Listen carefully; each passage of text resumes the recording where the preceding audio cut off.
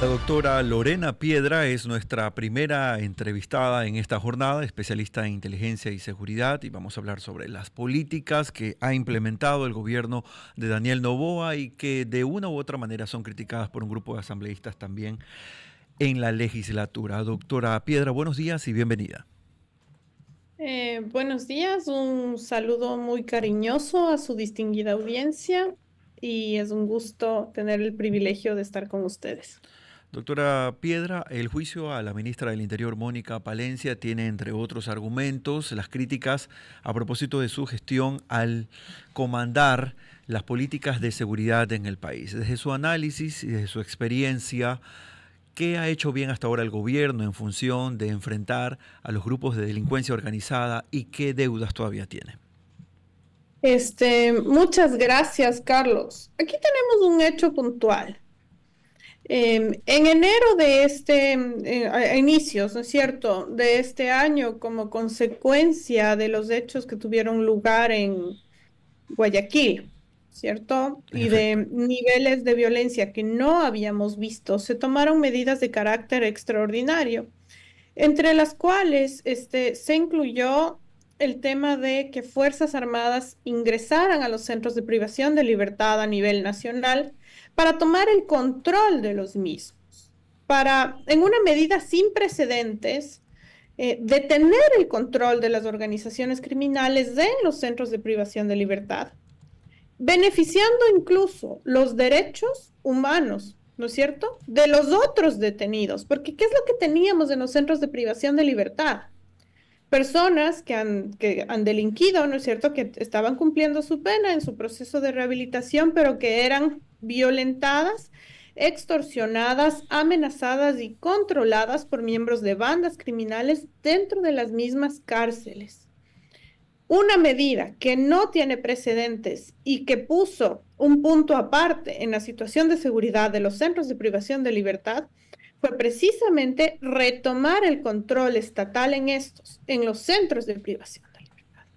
Y eso no lo hizo nadie antes, ¿no? Incluso como consecuencia de lo que hemos visto y ha salido a la luz en el caso Metástasis, se puede decir que había tolerancia de las autoridades y de representantes estatales de alto nivel para dejar que las organizaciones criminales operen. Y esa es una medida que para la lógica criminal no se perdona fácilmente. ¿Cómo funcionan las organizaciones criminales? Y en esto tengo que ser bastante clara. A las organizaciones criminales, a las estructuras de delincuencia organizada transnacional, no les interesa terminar con el Estado. Les interesa ponerlo a su servicio. ¿Cómo ponen al Estado a su servicio?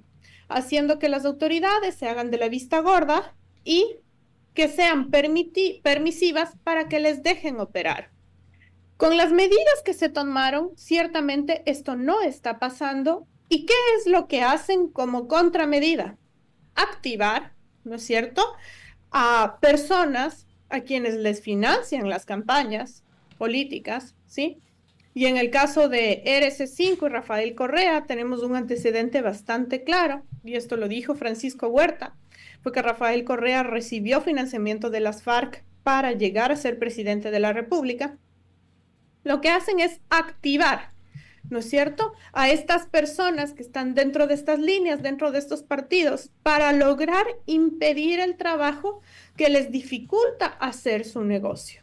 Lo que tenemos con el juicio político de la ministra Palencia, lastimosamente, es una evidencia de que esto está pasando. Y no es la primera vez que sucede, ¿no?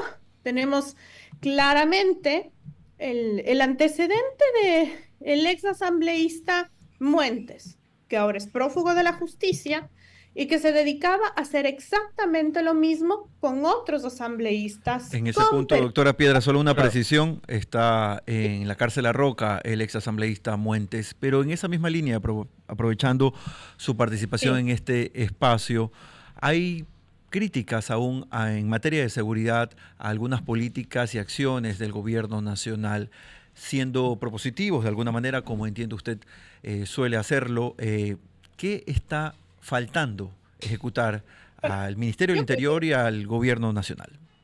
Yo creo que tenemos que estar claros en un tema. no le podemos pedir a un gobierno de transición que solucione el tema de seguridad de la noche a la mañana. No se puede soplar y hacer botellas. Esto es un gobierno de transición en su periodo actual y eso es lo que vamos a evaluar en este momento. Para el tema del sistema penitenciario estuvo bien, una reacción emergente donde Fuerzas Armadas tomen el control y que salgan a las calles y todo lo demás. Pero se requiere de una serie de medidas cuyos resultados no los vamos a ver ahora, ni los vamos a ver en un año, ni los vamos a ver en 2 años, aunque están iniciando a implementarse, ¿no es cierto? Como es apalancar desde el Ministerio de Inclusión Económica y Social, presencia del Estado en las áreas marginales de todo el territorio nacional, ¿sí? Llegar con atención estatal a estos grupos que no se han topado con el Estado, donde las personas no tienen oportunidades. Esta es una medida clave cuyos resultados no se van a ver ni en 1, ni en 2, quizás en 3, en 4 y en 5 años, y que ha iniciado a implementarse, ¿no es cierto? La ministra Rovira ha iniciado en este sentido. Y otro de los temas cuyos resultados no vamos a ver ahora, pero quizás sí en 2 años, ¿no es cierto? O en un año, es el tema de fortalecer el sistema penitenciario en el Ecuador, formar funcionarios de carrera que puedan tomar la posta y institucionalizados, burocratizados, que puedan tomar la posta a las Fuerzas Armadas, porque las Fuerzas Armadas no pueden quedarse para siempre en los centros de privación de libertad. Yo creo que va por esa línea, pero eso no lo vamos a poder ver, se está ahora, porque los tiempos institucionales en los que los estados funcionan las cosas o hacen funcionar las cosas son lentos, tienes que atravesar por procesos que toman tiempo, como un simple tema de compras públicas, el tema de sacar a concursos de oposición y méritos y todo lo demás, pues eso me parece importantísimo, ¿sí? Entonces, esos son los elementos que tenemos que tomar en cuenta. Primero, no ser tan ingenuos y pensar que el problema era solucionable de la noche a la mañana. Eso es lo que todos queremos y deseamos en el fondo de nuestro corazón, pero en temas de implementar política pública, esto no es posible, ¿sí? Y por otro lado, darnos cuenta que no es un problema simple y lo único que nos va a salvar del problema de seguridad es construir bienestar social para las y los ecuatorianos con más trabajo, ¿no es cierto? Porque uno de los orígenes de la violencia en el Ecuador es que estamos en la región más desigual del mundo y eso no lo podemos cambiar de la noche a la mañana, sino requiere un trabajo coordinado por parte del Estado. Y yo creo que hacer el juego a las organizaciones criminales con el tema de parar el trabajo del gobierno central por parte de la Asamblea y bloquear desde ahí es ser excesivamente ingenuos desde la opinión pública ciudadana, porque ¿quién gana cuando el Estado no es capaz de actuar, no es capaz de trabajar, no es capaz de enfocarse en el real problema de seguridad? Claro, Son doctora. las organizaciones criminales que tienen un amplio rango para seguirse moviendo, porque las autoridades están abocadas a tener que enfrentar estos juicios políticos que no tienen otro fin que es dejar operar a las organizaciones criminales. Claro. Son las 8:21 de la mañana, estamos conversando con la doctora Lorena Piedra, quien es especialista en inteligencia y seguridad.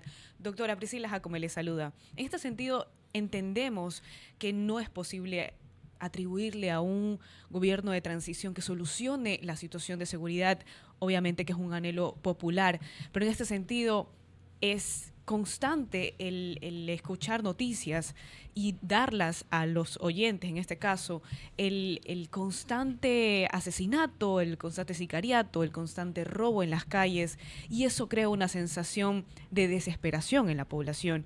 Pero podríamos decir que este tipo de noticias y de sucesos violentos que ocurren en la ciudad es normal, es propio de lo que estamos viviendo los ecuatorianos.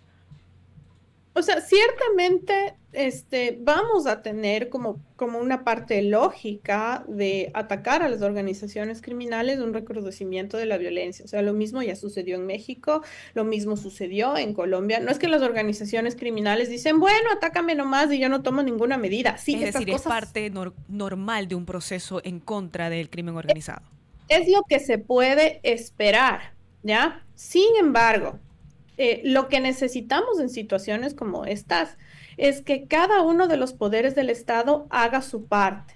El gobierno central ha tomado medidas sin precedentes para abordar el problema. La Asamblea no lo ha hecho. No lo ha hecho ¿por qué?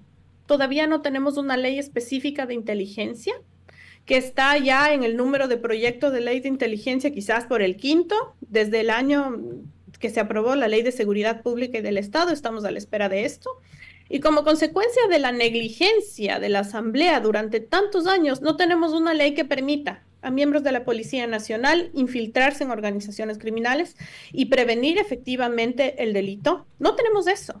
No tenemos un marco para que ellos, miembros de inteligencia policial, trabajen y puedan anticipar, puedan prevenir, puedan realizar inteligencia de manera que no permita que las organizaciones criminales actúen. En este momento no tenemos un marco legal que permita eso y realizar cualquier tipo de actividad en ese sentido sería incluso ilegal y llevaría a los funcionarios policiales a la cárcel por incumplir con la ley. Esto, ¿a quién le beneficia? ¿A quién le beneficia la negligencia de la Asamblea en este sentido? Seguimos esperando esta ley de inteligencia, ¿no es cierto?